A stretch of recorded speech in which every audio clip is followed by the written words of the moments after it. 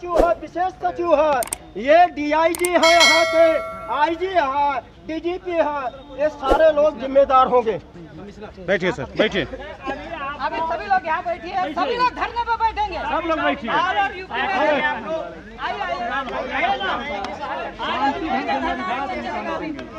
साथियों, एक चीज ध्यान रखिएगा, नारा अभी नहीं लगाना है। 5 मिनट में आपको नारे दिए जाएंगे, वही नारे लगाने हैं। बस 5 मिनट में नारे लगाए तभी आपको शांतिपूर्वक बैठना है। नारे क्या बोलना है आपको 5 मिनट के अंदर दिए जाएंगे। आप सभी लोग बैठ जाइए। जी सर, क्या कहना है? कह रहा है कि ये आर्टिकल 19 का जो मौलिक अधिकार है संगठन बनाने का, संगठन चलाने का, अपनी बात लोगों तक पहुंचाने का, अनुशासन के दायरे में रह करके ये प्रदत्त मौलिक अधिकार का हनन ये योगी सरकार और ये कानपुर महानगर पालिका के जितने प्रशासनिक अधिकारी हैं, ये आरएसएस के गुंडे, बीजेपी, ये इनके इशारे पर ये पुलिस भी खड़ी कर दी गई है और प्रशासन ये भय मुक्त सरकार के बजाय गुंडा मुक्त सरकार का संदेश दे रहा है। इसके खिलाफ हम लोग धरना प्रदर्शन पर पूरे अभी जितने लोग आए हैं यहाँ हैं, अभी 75 जिला मुख्यालयों पर ये धरना होगा। अगर इसके बाद भी ये लोग सरेंडर नहीं करते अपनी गलती स्वीकार करके, ये नहीं हम लोगों को आर्टिकल 19 का मौलिक अधिकार ये प्रदत्त जो है उसमें सहयोग नहीं करेंगे, तो आज तो अभी यहाँ हो गया, उत्तर प्रदेश में पूरे 75 जिलों में होने वाला है, ऑल इंडिया में हो जाएगा। वाम सेब के प्रोग्राम से शासन प्रशासन को क्या दिक्कत है, क्यों नहीं करने दिया जाता है? ये सही सही बात बताता है। छुपे जो इनके द्वारा छुपाया गया इतिहास है, ये ओपनिंग वैज्ञानिक दृष्टिकोण से और यथार्थ पर ये जागृति का काम कर रहा है। तो ये आरएसएस के प्रमुख को जागृति से भय लगता है। ये लोग सदियों से जनता को गुमराह किए, ये लूट रहे हैं, ये इसलिए इनको भय लग रहा है। धारा 144 आज से लगी है, पहले से ही लगी हुई है? जब चाहे तो धारा 144 से लागू कर देते हैं। धारा 144 किसी के घर में नहीं लगता है, किसी हाल में नहीं लगता है, और इसका भी एक मर्यादा है। हम आर्टिकल इनका 144 का कदर करते हैं, तो ये हमारे मौलिक अधिकार 19 का उल्लंघन क्यों करते हैं? पुलिस प्रशासन का कहना यह है कि बामन मेश्राम साहब किसी विशेष समाज को भड़काऊ भाषण देते हैं, इसके बारे में क्या कहेंगे? क्या ये आरएसएस के लोग मॉब लिंचिंग का काम नहीं करते हैं? ये हमें शूद्र करके अपमानित नहीं करते हैं, हमें जातियों में बांट करके ये नीचता का परिचय नहीं दिए हैं। मेश्राम साहब तो सारे लोगों को जोड़ने का काम कर रहे हैं, इस देश को कृषि प्रधान किसान प्रधान देश बना रहे हैं, तो क्या गलती कर रहे हैं? इसके बारे में मैडम आपका क्या ख्याल है, आपको क्या कहना है? सर, मैं इसमें ये कहना चाहूँगी आपके इस मंच से, सबसे पहले आपका शुक्रिया जो आप सोशल मीडिया में इस प्रोग्राम को दिखाने के लिए मेहनत कर रहे हैं। इसमें ये कहेंगे कि जो माननीय बामन मेश्राम सर है वो पूरे देश के लोगों को जोड़ने का काम कर रहे हैं, और जोड़ने में मनुवादी को ये पता है कि जिस दिन ये कौम जग जाती है उस दिन हमारा इधर रहने का कोई अधिकार नहीं है। इनको पता है कि जब SC, ST, OBC और माइनॉरिटी के लोग जग जाएंगे और उनको पता लग जाएगी उन लोगों का अपना पुराना इतिहास, तो वो भीमा कोरेगांव दूसरा कांड कर सकते हैं ये लोग, तो उस चीज़ से डरते हैं। और मैं इस बारे में ये कहना चाहूँगी, पीछे हमें भी बार बार ये पुलिस प्रशासन ज़्यादा करके रोक के डराने का काम करते, और आज भी इस प्रोग्राम को ज़्यादा फोर्स भेज के इसको उजाड़ने का काम किया, लेकिन हम कुछ चंद लोगों ने इसको यहाँ पे स्थापित करने का काम किया। और ये मैं कहूँगी कि सरकार हमसे डरती है तो पुलिस को आगे करती है। पुलिस हमें ऊँची आवाज़ में भी बात करने को कहे, हमारे नाम पता लिखने को तैयार हैं। हमें तो ये भारत देश का भी नहीं समझते हैं। जो खुद देश का व्यक्ति नहीं हो वो हमें विदेश कहने को तैयार है, और हमें कानपुर जिले से भगाने का प्रयास कर रहे हैं। अगले सर से बात करेंगे। सर, आपका इसमें क्या कहना है? मैं डॉक्टर JK भारत हूं और रायबरेली से आया हुआ हूं। आज आपने एक सवाल किया है कि मेश्राम साहब जात विशेष को भड़क के विरोध में बोलने का काम करते हैं। मैं इस बात से सहमत नहीं हूं।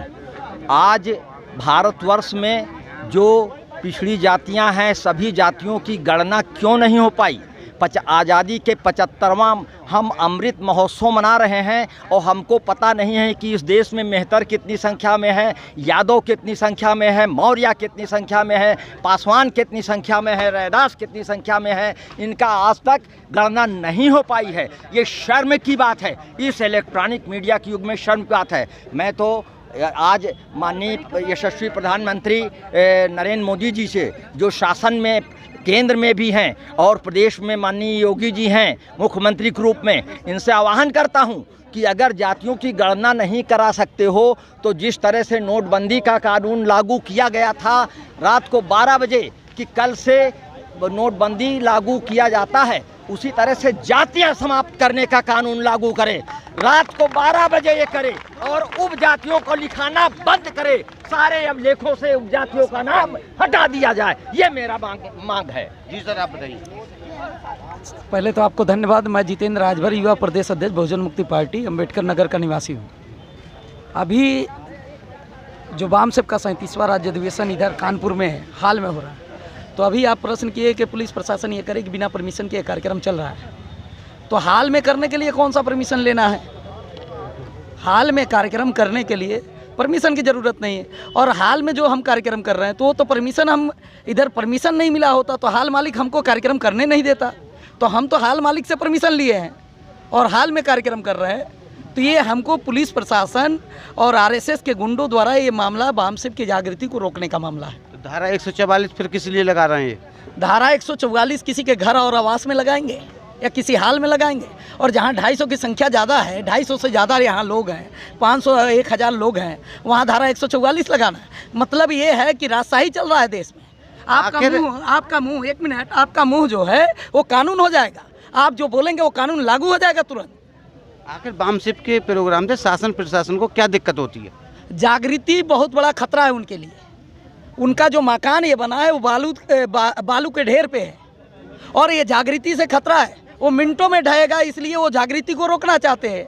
और यहाँ जो पढ़े लिखे इंटेलेक्चुअल वामसेप के लोग हैं, ये सब पढ़े लिखे लोग हैं, तो यहाँ से जागृत होकर जाएंगे तो गांव में जाके जागृति करेंगे। और गांव में जागृति करेंगे तो जो सत्ता व्यवस्था पे कब्जा किए हैं, बालू का जो ढेर बना कर रखे हैं, वो ढहेगा। इसलिए ये जागृति को रोकने के लिए ऐसा कार्यक्रम चला रहे हैं, हमको रोकने का प्रयास कर रहे हैं। ओबीसी समाज इस संगठन में कितना जुड़ रहा है? मैं भी तो ओबीसी हूँ और ओबीसी आज के डेट में जो मामला है, वामसेप संगठन द्वारा राष्ट्रीय पिछड़ा वर्ग मोर्चा बनाया गया है और राष्ट्रीय पिछड़ा वर्ग मोर्चा अपसूट विंग है।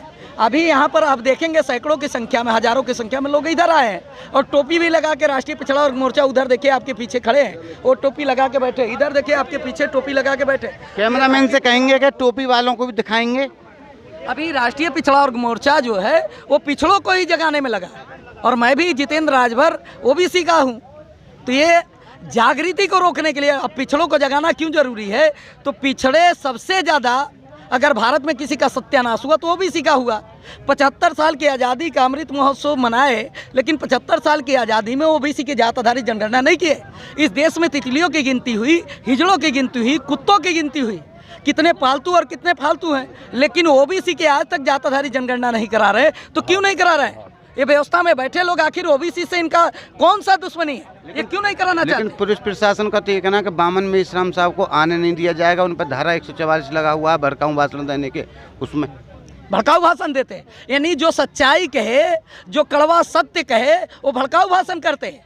वो तो जागृत कर रहे हैं अपने समाज को। और रहा बात उनको अगर कंप्लेन करना तो उनके नाम FIR दर्ज करें ना, और उसके बाद विवेचना करके वो मुकदमा चलाए ना। वो कोर्ट में जवाब दिया जाएगा कि मेश्राम साहब क्या गलत कर रहे हैं, क्या सही कर रहे हैं। ये अपने आप को सब कुछ मान ले रहे हैं, ये जो कहे वही सही है और मेश्राम साहब जो कहे वो गलत है। ऐसा नहीं है। अभी संविधान लागू है भारत में और संविधान के बदौलत ही देश चलेगा। अभी मनुवाद के व्यवस्था के अनुसार देश चलने वाला नहीं है। और ये संविधान से छेड़छाड़ करने वाले, तो यही तो जागृति मेश्राम साहब कर रहे हैं। अभी क्या है, ये संवैधानिक व्यवस्था कैसे चलेगा देश में? आर्टिकल 19 की बात हो रही है, हम लोग इधर बैठे हैं, हाल के अंदर कार्यक्रम करना चाहते हैं। अभिव्यक्ति की आज़ादी है, आर्टिकल 19 मौलिक अधिकार है और मौलिक अधिकार का हनन